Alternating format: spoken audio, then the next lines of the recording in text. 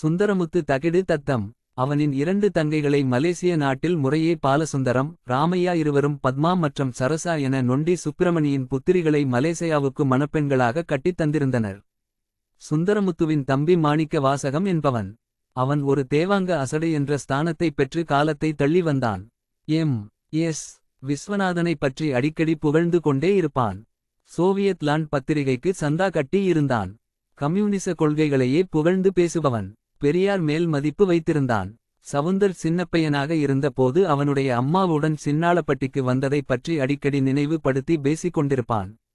மேலும் அவனது அக்கா மகனான துரைபாலன் சின்னாளப்பட்டிக்கு நோண்டி சுப்பிரமணியின் வீட்டுக்கு வந்த சமயம் இட்லிக்கு பச்சரிசி உரலில் போட்டு ஆடும் சமயம் துரைபாலன் கிறுக்குத்தனமாக ரோட்டு மண்ணை கையில் அள்ளிக் கொண்டு வந்து ஆட்டுக்கல்லில் இருக்கும் அரைத்த அரிசி மாவில் ரோட்டு மண்ணை லூசு தனமாக போட்டுவிட்டு ஓடிவிடுவானாம். இந்த இருவரது செயல்களை சொல்லும்போது அவன் லயித்து சொல்லும் விதம் அவற்றை அவன் பாராட்டி சொல்வது போலத் தோன்ற வைத்து சொல்வதை வழக்கமாக கொண்டிருந்தான்.